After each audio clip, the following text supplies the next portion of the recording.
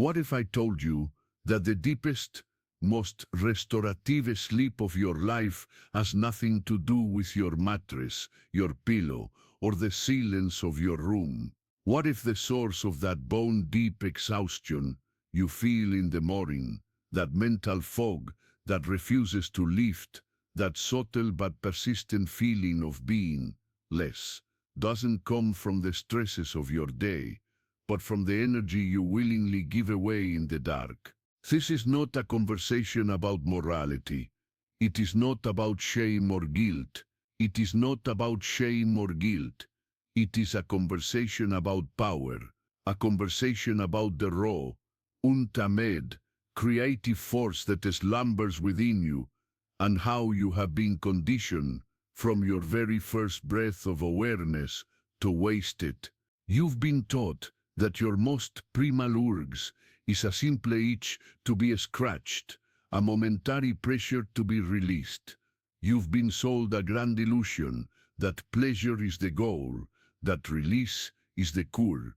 But the sages, the titans of industry, the visionaries who built empires and sculpted history from the raw marble of their will, knew a deeper truth.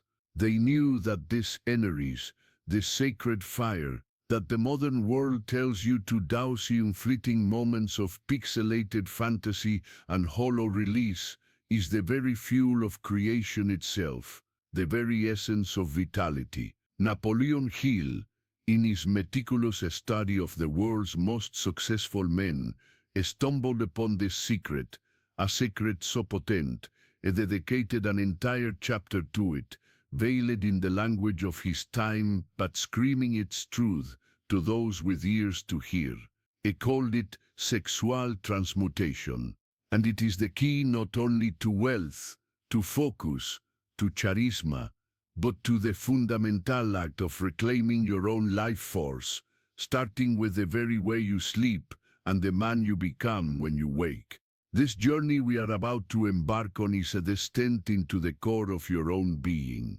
It will be uncomfortable. It will challenge the foundations of what you've been taught about yourself, about your desires, about your power. It will ask you to look at the parts of yourself you've kept hidden in the shadows. But if you stay, if you listen with more than just your ears, you will discover that you are not a vessel meant to be empty, but a forge meant to be empty, but a forge meant to burn. The world trains you for mediocrity from the cradle. It is a vast, intricate system designed to keep you distracted, docile, and drained. It hands you a smartphone, a portal to an infinite buffet of empty calories for the soul. It whispers in your ear through every advertisement, every movie scene, every song, that your purpose is to consume and to release. Consume content, consume products, and release your vital energy in a never-ending cycle of stimulus and response. The desire rises, a flicker of that inner fire, and you are immediately provided with a million ways to extinguish it. The app, the website, the fantasy. It's a transaction. You give away your golden creative lifeblood in exchange for a few seconds of a dopamine spike, a fleeting neurological ghost that leaves you emptier than before. And in that emptiness, the cycle begins anew. You feel a void, a lack of drive, a subtle anxiety. So you reach for the same temporary cure that caused the disease. This is the addiction loop that keeps the masses in a state of perpetual fatigue and quiet desperation. It is the perfect system of control, because you become your own jailer. Napoleon Hill saw through this. He saw that the men who operated on a higher plane of existence, the Andrew Carnegies, the Henry Fords, the Thomas Edisons, were not driven by this shallow loop of desire and release. They were men of immense energy, of magnetic presence, of unwavering focus. He discovered that their secret was not in what they did, but in what they didn't do. They didn't squander their sexual energy. They understood, either consciously or intuitively, that this was not a byproduct of their biology, but the very engine of their genius. They revered it, they cultivated, they transmuted. Transmutate. Transmutation is an alchemical term. The ancient alchemists sought to turn lead into gold. The modern alchemist, the man on the path of self-mastery, seeks to turn the raw, primitive energy of procreation into creative genius, into unwavering will, into profound spiritual insight. Let's be brutally honest about the experience. After the moment of release, after the fleeting peak, what truly follows? A wave of profound lethargy. The mind, which seconds before may have been sharp, becomes clouded. Ambition recedes. The fire in the belly is reduced to a pile of smoldering ash. The body, in its infinite wisdom, immediately signals a state of emergency. It has lost a potent, nutrient-rich, life-generating fluid. It is a massive expenditure of vital resources. The nervous system, which was in a state of high tension, crashes. And what does the body demand in this state of depletion? Sleep. But this is not the sleep of restoration. It is the sleep of recovery. It is a desperate attempt to patch a hole in the ship, to regain a fraction of the power that was just carelessly thrown overboard. You fall into a heavy, often dreamless slumber, not because your body is at peace, but because it is stunned. It is a system shutdown, a forced hibernation to reallocate remaining resources to the most critical functions. And then you wake up. But do you truly awaken? Or do you simply regain consciousness? You open your eyes to a world that feels slightly muted, a little gray. There's a veil of apathy between you and your purpose for the day. That grand project, that ambitious goal, that difficult conversation you need to have, it all seems a little heavier, a little further away. You hit the snooze button, seeking a few more moments of oblivion. You need coffee not as a pleasant ritual, but as a desperate halt to a dead battery. Sees the state of the drained man. It doesn't wake up stronger, it wakes up in debt.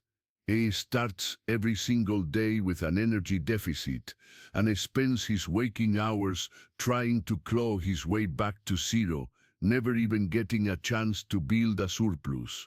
His life becomes a struggle for survival, not a journey of creation.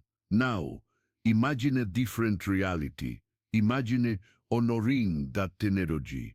Imagine on moment the desire arises, not as an enemy to be slain or a master to be obeyed, but as a messenger, a signal from your deepest self that a tremendous power is available to you. Instead of moving that energy out and away from your body, you learn to draw it inward and upward. This is the path of the alchemist, the warrior. It is not repression. Repression is pushing the energy down, locking it in the basement of the psyche. This is a dangerous game.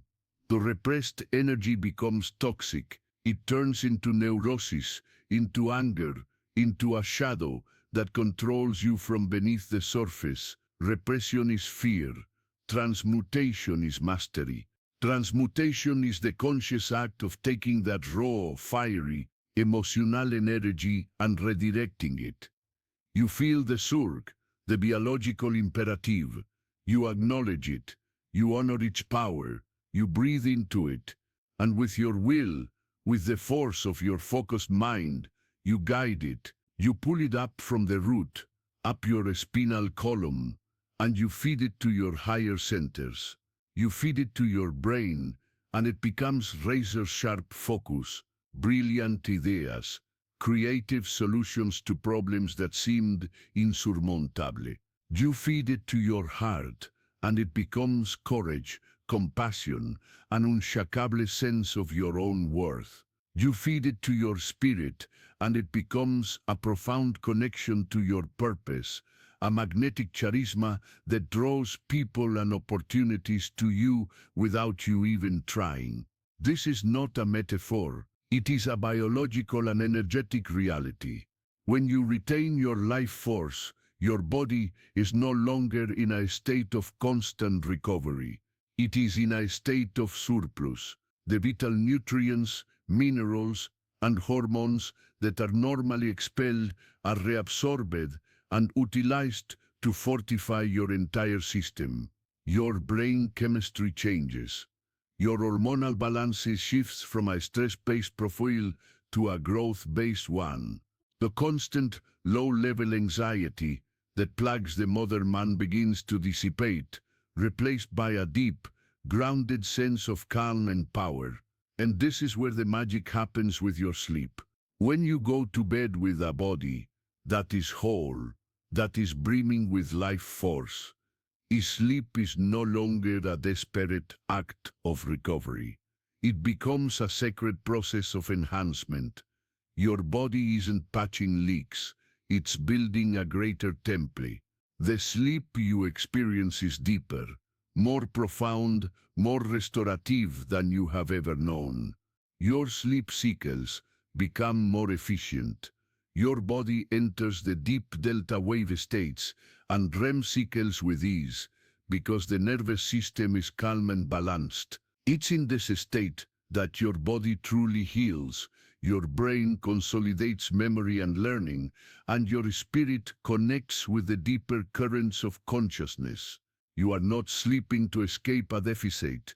You are sleeping to integrate a surplus, and then you awaken. And this awakening is a resurrection. You don't just regain consciousness, you are born anew. Your eyes open before the alarm clock, not out of anxiety, but out of a genuine eagerness to engage with life. There is no fog, there is a crystal clarity, a sharpness of mind that is immediate and powerful. You feel a vibrant, humming energy in every cell of your body. It is a feeling of being absolutely grounded, yet incredibly light. A feeling of profound strength, not just in your muscles, but in your very presence. You step out of bed not as a slave to the day, but as its master. The challenges that await you no longer seem like threats, but like opportunities to test your newfound power. This is the man who wakes up stronger. It doesn't need to search for motivation. His motivation. It doesn't need to find his purpose. Irradiates it. But let us not romanticize this path. It is a warrior's path, and it requires you to face your deepest shadow.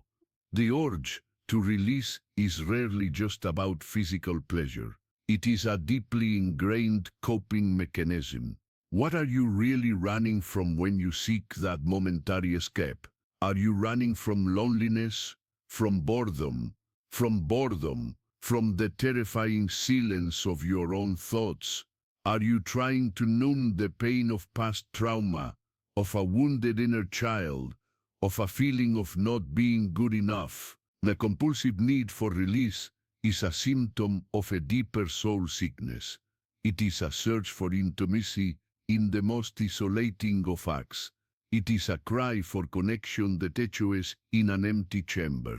The screen offers you a phantom, a ghost of connection, and in return, it drains you of the very vitality you would need to go out and create real connection, real intimacy, real love in your life. To walk this path of transmutation, you must be willing to sit in that fire of discomfort. When the urge arises, you must have the courage to not act, but to simply be with it, to observe it, to ask it, what are you here to teach me? What pain are you trying to mask? What emptiness are you trying to fill? This is the great work. This is the descent into the abyss of your own psyche.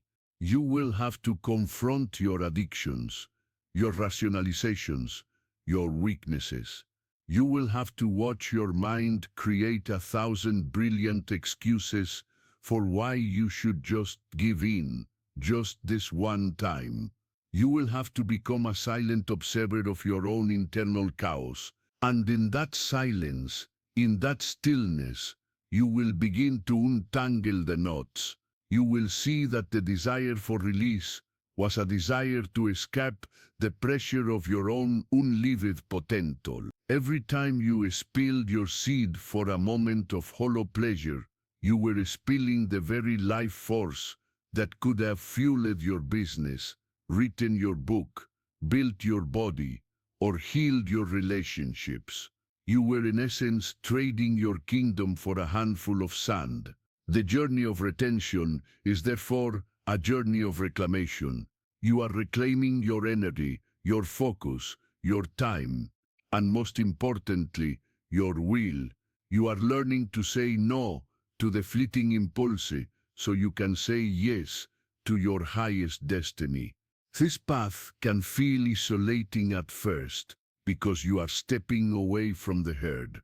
You are choosing consciousness over anesthesia, and the world will not understand. It will continue to tempt you, to pull you back into the matrix of distraction and depletion. The journey into your own power, the alchemy of the self, is not a weekend seminar. It is a lifelong commitment, a continuous process of learning, stumbling, and rising again, stronger each time. It requires guidance, reminders, and a connection to others who are walking the same path. If this message is resonating with you, not just in your mind, but in that deep, quiet place in your gut that recognizes truth, then understand that this is your call to adventure. This is your invitation to step onto the warrior's path. To ensure you don't walk it alone, I invite you to subscribe to this channel and, most importantly, activate the notification bell. Think of it not as an alert for a new video, but as a signal fire from a fellow traveler on the path. Each notification is a reminder of the choice you have made. It is a shield against the siren song of mediocrity, a reinforcement of your commitment to yourself, a touchstone to bring you back to your center when the old habits call. By joining this community, you are declaring to yourself and to the universe that you are done being a slave to your impulses. You are ready to become their master, so do it now. Subscribe and ring the bell of awakening. It's the first conscious step in redirecting your energy towards what truly matters. Once you have committed, once you have begun this practice, you will start to notice subtle shifts and then profound transformations. The world will begin to look different because you are different. The constant background noise of anxiety begins to fade. In its place, a quiet confidence grows, a self-assurance that doesn't need external validation. You walk into a room and people notice, not because you are loud or arrogant, but because of your presence, your energy field. When you are full of life force, you radiate a certain magnetism. People are unconsciously drawn to it. Men respect you more. Women are more naturally attracted to you. This isn't some pick-up artist trick. It's the natural order of energy. Vitality is attractive. Purpose is magnetic. A man who is the master of his own inner world projects an aura of safety, stability, and power that is incredibly compelling. Your interactions change.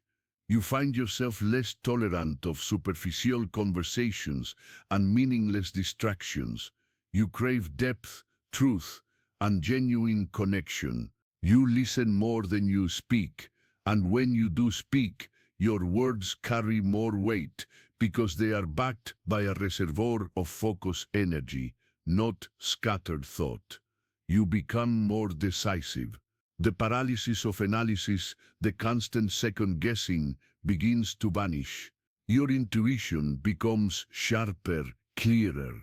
It's as if a direct line of communication opens up between you and your higher self.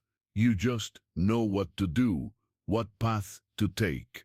This is what Napoleon Hill meant when he said that transmuted sexual energy is the fuel of the sixth sense or creative imagination. It elevates your consciousness from the purely logical and physical to the realm of inspiration and genius. The creative impulse, which was once channeled into base fantasy, now has no outlet but to express itself in the real world.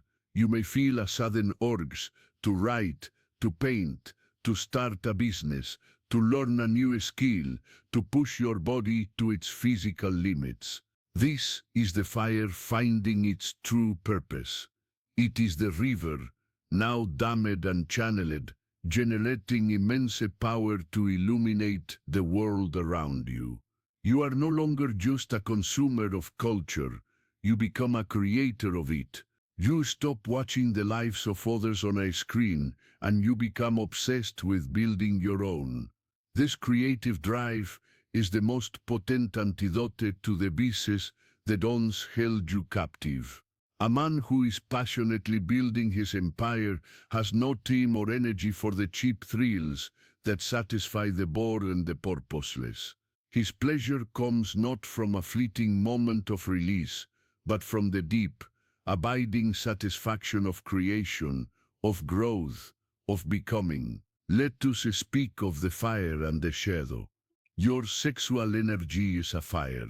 The society of the drained man teaches you to be afraid of this fire. It tells you to either extinguish it constantly with meaningless release, which is the path of the addict, or to try and stamp it out completely, which is the path of the rigid ascetic. Both are paths of fear. The first fears the power and responsibility that comes with the fire, so it dissipates it. The second fears the fire itself, its intensity, its primal nature, so it tries to destroy it through shame and repression, only to have it burn his house down from the inside through neurosis and shadow projections. The warrior's path, the alchemist's path, is the third way. The warrior is not afraid of the fire. He approaches it with reverence and respect. He learns its nature. He builds a hearth of discipline and consciousness around it. He learns to tend to it, to add fuel when necessary, to control its intensity. He doesn't extinguish the fire. He uses it. He uses it to warm his home, to cook his food, to forge his weapons and his tools. It transforms the chaotic, destructive potential of a wildfire into the focused, creative power of a forge. This is the mastery you are being called to become the tender of your own sacred flame. To do this, you must face the shadow that the fire illuminates. You must be willing to look at your projections. When you feel an overwhelming, obsessive desire for another, you must ask yourself, what quality in them am I seeing that I have failed to cultivate in myself? The beautiful woman is not just an object of desire. She is a mirror for your own unknown anima, your own repressed capacity for beauty, grace, and creativity. The powerful man you envy is not just a rival. He is a mirror for your own untapped potential for leadership, courage, and worldly impact. When you cease to project your own inner gold onto others and begin to mine it within yourself, your desires transform. They cease to be needy and grasping, and they become appreciative and whole. You no longer seek another person to complete you because you are actively completing yourself. You are becoming the king of your own inner kingdom. This journey changes your relationship with the feminine. The man who constantly releases his energy often interacts with women from a place of lack, of hunger. He is unconsciously seeking to take energy. His compliments feel hollow. his intentions feel needy. He is a beggar, even if he is a handsome one. The woman's intuition senses this drain, and it repels her on a deep, instinctual level. But the man who is full of his own life force, who has mastered this inner fire, interacts with women from a place of surplus. He is a sun, radiating warmth and energy. He doesn't need anything from her. He is there to give, to share his presence, his strength, his protection. His gaze is not one of hunger, but of appreciation. His presence is not draining, but energizing. This is the divine masculine in its true form. It is a stable, grounded, creative force that naturally attracts and harmonizes with the divine feminine. True, profound, and lasting intimacy becomes possible only when you approach it from a state of wholeness, not from a state of emptiness. The road is long, and it is filled with tests. There will be days when you feel an overwhelming pressure, a flat line where you feel no motivation, where your mind tells you that this path is not working, that you should just go back to the old way. This is the critical moment. This is your biology, your old conditioning, testing your resolve. It is the dragon guarding the treasure. You must learn to sit with this pressure, to breathe into it, and to allow it to pass without acting on it. This is where you build true spiritual muscle. Every time you withstand this test, you are rewiring your brain. You are strengthening the neural pathways of discipline and will, and weakening the pathways of compulsive behavior. And when the pressure finally subsides, and it will, you will find yourself on a new, higher plateau of energy and clarity. You will have integrated that power, and your baseline state of being will be elevated permanently. Think of the symbolism. Semen is potential. It is life itself, in concentrated form. It holds the blueprint for a new human being. It is, energetically and biologically, the most potent substance your body can create. To give it away thoughtlessly is a spiritual crime against your own potential. It is to treat the most sacred of substances as a waste product, but to retain it, to consciously reabsorb that power and use it to build yourself, to build your mind, your character, your life. That is the ultimate act of self-love and self-respect. It is a declaration to the universe that you value your own life, your own potential, more than a fleeting moment of sensation. This is the ultimate secret hidden in plain sight. The men who change the world do not leak their power. They cultivate it. They focus it like a laser beam towards a single, burning purpose. They become men of presence, of unshakable will, of profound depth. Their sleep is not an escape, but a sacred ritual of regeneration. Their waking hours are not a struggle, but a joyful expression of their overflowing vitality. So we come to the end of this beginning. The choice, as always, lies with you. You can hear these words, feel a momentary flicker of inspiration, and then click away, back to the world of distraction and depletion, back to the restless nights and the weary mornings, back to the life of quiet desperation, forever wondering what you might have become. Or you can make a different choice. You can choose to see this moment not as an accident, but as a turning point, a call from your own soul to come home. The man who masters his sexual energy is not the one who denies it, or fears it, or repress it. He is the one who has had the courage to walk through the fire of his own desire and emerge on the other side, not burned, but forged. He is the alchemist who has turned the lead of his prima lurges into the gold of his highest purpose. He understands that the energy that creates life in the womb of a woman can be used to create a new life for himself. He is the master of the creative force. He does not reject the world. He earns the right to shape it. Look within. Feel that subtle, humming energy that is alive in you right now. That is the power we speak of. It is the staff of stars, the engine of creation, the coiled serpent of potential at the base of your spine. It has been there all along, waiting for its king to return and claim his throne.